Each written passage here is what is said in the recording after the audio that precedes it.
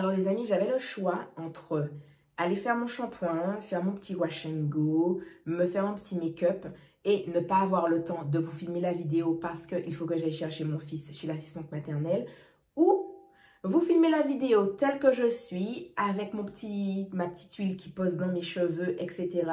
No make-up et tout. Mais j'ai le temps de filmer la vidéo, potentiellement de commencer à la monter avant d'aller chercher mon fils. Comme vous pouvez le constater, j'ai fait mon choix. Coucou mes amours, j'espère que vous allez bien. Aujourd'hui, je vous retrouve pour une vidéo que j'avais très envie de vous filmer, à savoir que la grossesse m'a changé. Alors pour beaucoup, vous allez vous dire « Ah non mais Soline, on a suivi, etc. Tu fais que parler de ça, nanani, nanana, etc. » Mais il faut savoir que ça n'a pas été un changement forcément évident pour moi. Ce n'est pas non plus quelque chose de si évident globalement. Déjà, il faut savoir qu'il y a une différence entre le type de contenu que je fais sur YouTube, qui est quand même assez aléatoire, hein, on ne va pas se le cacher. Voilà, j'aimerais être vachement plus présente, mais la vie fait que voilà. Et le contenu que je fais sur Instagram qui est vachement plus quotidien. Je suis sur Instagram tous les jours, je fais des stories pratiquement tous les jours. Je fais régulièrement des posts, des réels, etc. Si vous ne me suivez que sur YouTube, c'est vrai que vous aurez l'impression que je ne parle que de maternité depuis que je suis enceinte, depuis que j'ai accouché, etc. Mais si vous me suivez sur Instagram, vous verrez que je vais parler, je montre mes routines capillaires, je vais montrer les crèmes que j'utilise contre l'acné, contre les taches. Je vais partager les restos que je fais, les repas que je fais avec mon chéri.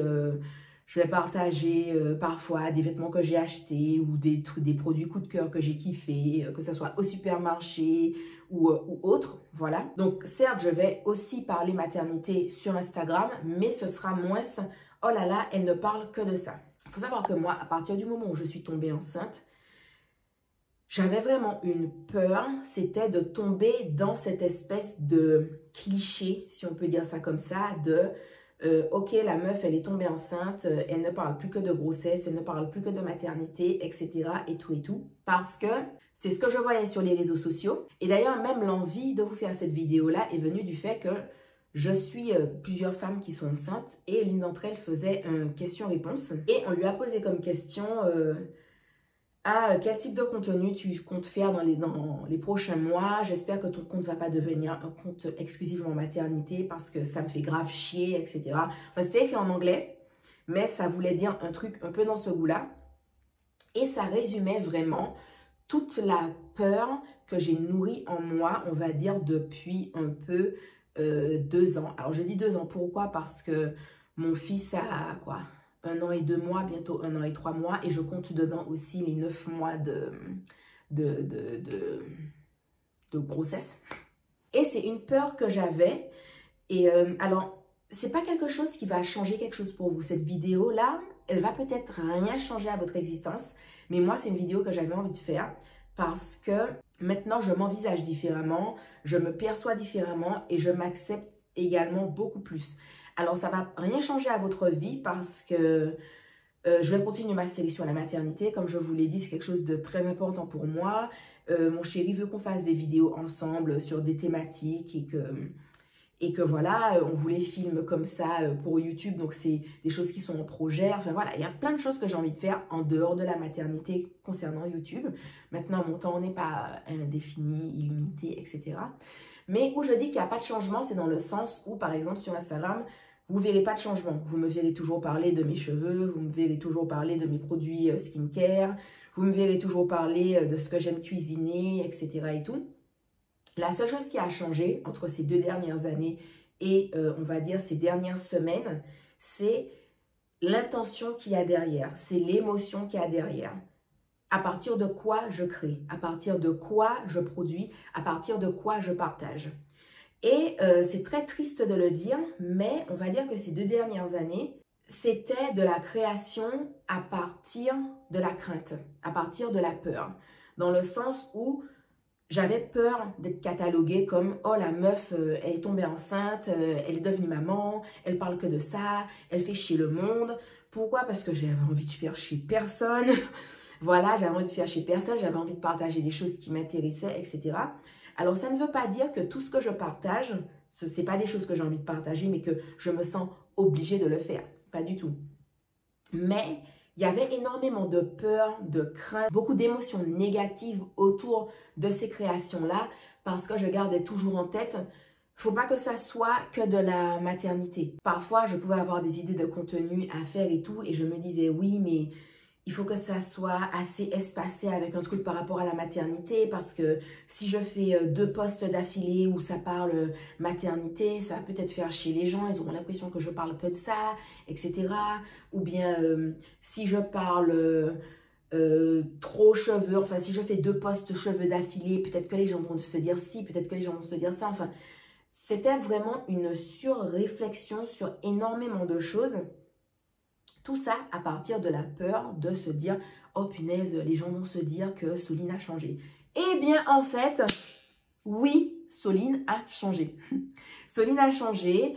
La maternité, c'est vraiment quelque chose qui a bouleversé ma vie, qui a chamboulé ma vie. C'est vraiment un tsunami qui est venu et puis...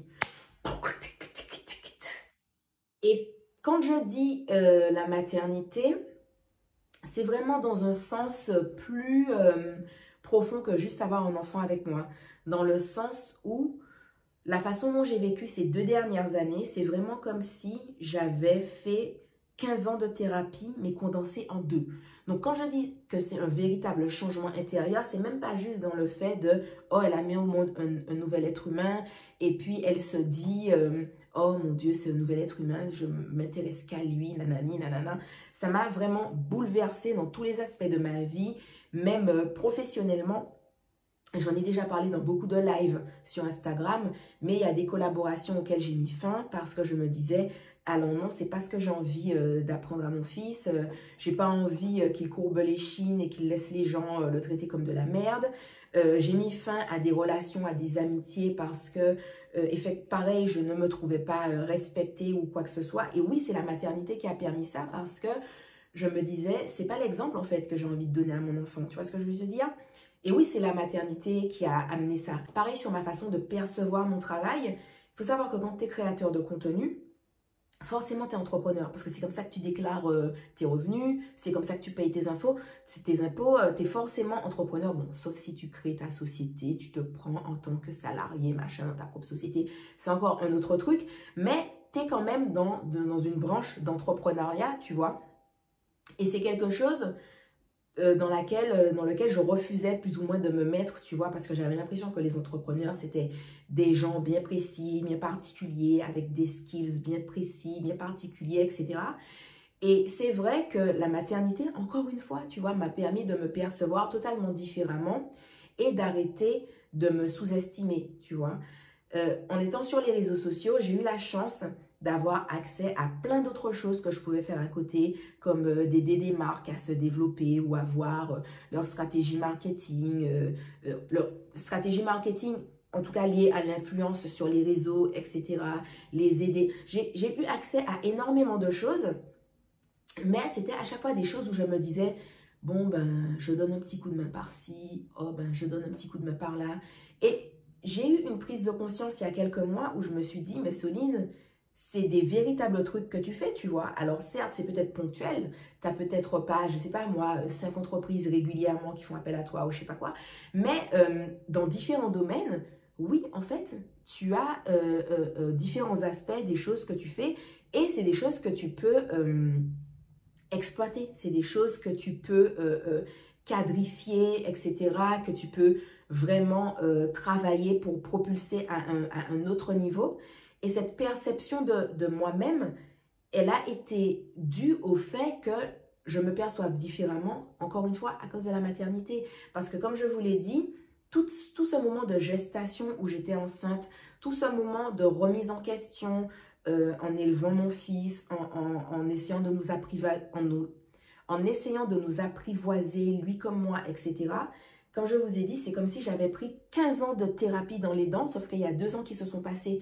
Donc, forcément, vous vous doutez bien que quelqu'un qui sort de 15 ans de thérapie est forcément dans un état d'esprit, mais genre totalement différent de quelqu'un qui n'a pas encore sorti certaines choses de sa vie, qui n'a pas encore guéri certaines blessures, qui n'a pas encore, voilà, tu vois.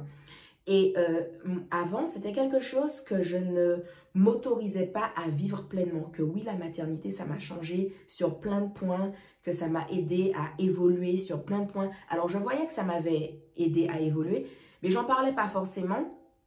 Parce que, encore une fois, je n'avais pas envie que ça soit le truc de oh, c'est là encore l'envie de parler de oh là là, la maternité a changé. C'est bon, on a compris. Gna, gna, gna, gna, gna.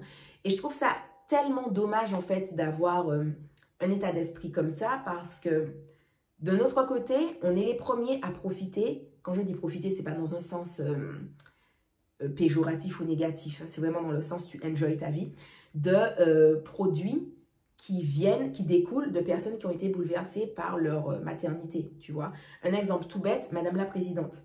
Madame la Présidente, alors je ne sais plus si elle a 3 ou 4 enfants, mais elle en avait marre de perdre ses cheveux tout le temps parce que pendant ses grossesses, elle perdait ses cheveux. Après ses grossesses, elle perdait ses cheveux. Et à chaque fois, tous les produits qu'elle utilisait, ça ne marchait pas pour elle. Ses cheveux ne poussaient pas. Elle continuait à se casser. Elle continuait à perdre des cheveux et tout. Et elle s'est dit, non, je veux créer un produit pour les femmes pour qu'elles n'aient pas à subir ce que moi, j'ai vécu, etc. Pour autant, nous, aujourd'hui, on est là, on utilise nos petits comprimés, Madame la Présidente, nos petites gummies, nos machins, nanani, nanana, on est content, nos cheveux poussent, nos cheveux sont beaux, mais ça vient de ça. Vous n'imaginez pas le nombre de produits qu'on utilise, que ce soit en termes de déodorant bio, déodorant clean, de produits capillaires clean, surtout en plus dans tout ce qui est question de cheveux texturés, ondulés, bouclés, frisés, crépus. Vous n'imaginez pas le nombre de personnes qui ont lancé leur marque, même en skincare, qui ont lancé leur marque parce que, par exemple, alors je ne sais plus c'était quelle marque de déodorant bio, clean, je ne sais pas, un des deux, où en fait c'est une dame, elle avait fait une allergie à son déodorant normal, habituel, qu'elle utilisait pendant qu'elle était enceinte. Et en fait, quand elle n'utilisait pas de déodorant, elle puait la mort. Et elle ne trouvait pas de déodorant clean qui lui convenait ou elle arrêtait de puer. Donc elle s'est dit, ah non, il faut vraiment que je crée un déodorant clean, mais qui fasse son job parce que franchement, je suis certaine de ne pas être la seule femme enceinte qui est là avec ses hormones à puer ou bien même en postpartum avec les hormones en folie en train de puer, etc. Et nous, dans notre vie, hors de sa parentalité, on est juste en train de profiter du produit, on est méga content, c'est un produit qui marche de ouf, mais ça vient d'une dame qui a sa vie qui a été chamboulée par le fait de devenir maman, par le biais de ses hormones, par ceci, par cela. Il y a même des marques aussi qui ont été créées par des hommes, mais parce qu'ils ont vu leurs femmes souffrir d'une problématique, d'une thématique particulière pendant qu'elles étaient enceintes, etc. Vous voyez? Et c'est dommage en fait d'avoir ce truc de se dire qu'on n'a pas envie que la femme change quand elle va devenir mère. Déjà parce qu'il faut savoir que, alors moi j'ai changé, il y a énormément de femmes qui ont changé, mais à toutes les futures mamans qui éventuellement tomberaient sur cette vidéo-là et la regarderaient, c'est pas parce qu'on est plusieurs à avoir changé que toi tu vas changer. Il y a plein de choses qui font qu'une femme change dû à sa maternité, mais ton changement, il peut être intérieur, tu vois, dans le sens où c'est pas toutes les femmes qui, quand elles tombent enceintes, elles étaient là, je sais pas moi, elles travaillaient dans une super boîte, elles gagnaient 8 000 € par mois, et puis du jour au lendemain, parce que la maternité a bouleversé leur vie, elles ont décidé de tout quitter et de faire du savon à partir de leur lait maternel et d'être auto-entrepreneur et de vendre des savons sur Etsy. Genre, c'est pas la destinée de toutes les femmes enceintes. Alors certes, il y en a qui auront des changements de vie vraiment drastiques et qui passeront de, entre guillemets, businesswoman salariée à entrepreneur qui essaie de faire sa niche ou peut-être entrepreneur à succès parce que voilà, chacune son trou, tu vois, chacune son histoire, chacune sa destinée. Mais il y en a aussi qui auront des changements intérieurs sans pour autant que ça se voit à l'extérieur de fou.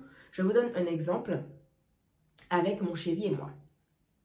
Dernièrement, on a emmené notre fils à Aéroville. On faisait une petite promenade et tout. Et pour ceux qui ne connaissent pas, Aéroville, c'est un centre commercial Et en fait, dans ce centre commercial, il y a un espace qui s'appelle, je sais pas, un truc safari, un truc dans ce goût-là. Et en fait, il y a un espèce de petit monticule où les enfants peuvent grimper dessus et il y a un petit toboggan où les enfants peuvent faire du toboggan et tout. Donc on s'est dit, on va s'arrêter là, il va jouer un peu, il va avoir d'autres enfants, ça va lui faire plaisir et tout et tout. Et quand il a commencé à jouer, ce qu'on a remarqué, c'est que les autres enfants ne jouaient pas avec lui. Ma blessure du rejet a ressurgi, ça m'a fait de la peine pour lui. Mon chéri, sa blessure du rejet a ressurgi, ça lui a fait de la peine. Et on était là, on le regardait, on se disait, punaise, ça nous fait grave de la peine. Les autres enfants ne jouent pas avec lui. Je me suis dit, écoute Soline, prends du recul sur la situation, tu n'es pas tes émotions. Tu es l'observatrice de tes émotions. Alors, prends du recul et observe la scène. J'ai pris le temps d'observer la scène en neutralité. Et qu'est-ce que j'ai pu observer? Qu'en fait, les enfants qui jouaient entre eux, c'était simplement des frères et sœurs ou des cousins. C'est-à-dire des enfants qui sont déjà arrivés ensemble. C'est-à-dire qu'il n'y avait pas différentes fratries qui se liaient l'une à l'autre et puis les gens se mélangent, ils jouent ensemble. En fait, non, les enfants jouaient entre eux. C'est juste que lui, il est arrivé tout seul.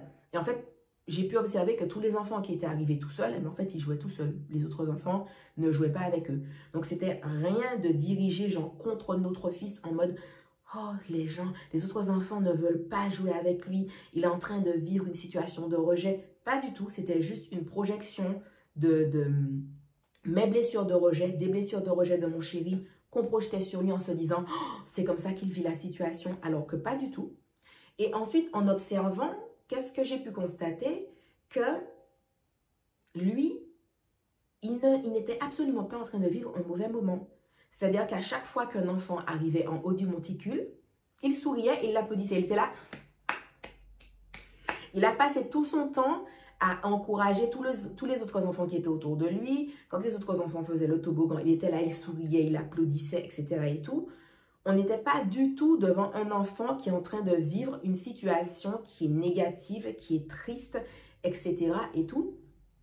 Et une leçon de vie, comme ça, un beau jour, un dimanche après-midi, de façon inopinée, que simplement, il y a des situations de la vie qui sont totalement neutres et que ce qui crée que l'expérience soit positive ou négative, c'est nos pensées. C'est ce que tu as vécu, c'est ce que tu te dis de la situation. Situation neutre, bébé Chouki est en train de jouer dans un centre commercial. Lui, il vit la situation positivement parce qu'il est content de voir d'autres enfants. Il est content de voir d'autres enfants réussir à faire des choses et tout. Là où nous, la seule chose qu'on voit, c'est un manque d'interaction, etc. et tout. Mais le fait qu'il joue tranquillement, c'est quelque chose de neutre. Là, que ça soit positif ou négatif, c'est nous qui créons en fait cette situation-là. Parce qu'en soi, on est dans une profonde neutralité. Pourquoi je vous donne cet exemple-là? Parce que la maternité, ça a été aussi ça pour moi. Toutes ces leçons de vie, que ça soit moi, que ce soit mon chéri, on retire en fait de notre vie avec notre fils au quotidien. Conscience par exemple qu'il faut qu'on continue à travailler sur nos blessures de rejet qui ne sont pas totalement guéries. Donc voilà, on continue à travailler dessus, on prend conscience de ça, etc. Mais ce n'est pas quelque chose de visible, tu vois. Si je n'en parlais pas comme ça ouvertement en décortiquant ce qu'on s'est dit, ce qui se passe, les mécanismes du cerveau, comment la pensée se crée, la neutralité d'une situation, comment la pensée crée du positif ou du négatif, etc.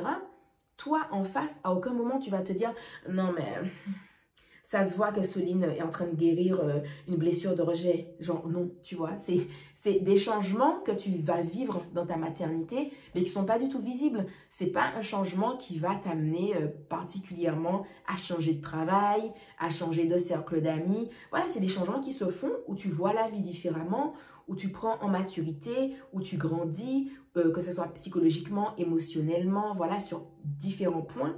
Mais dans ta vie de tous les jours, les gens ne verront pas de changement particulier par rapport à ça, tu vois.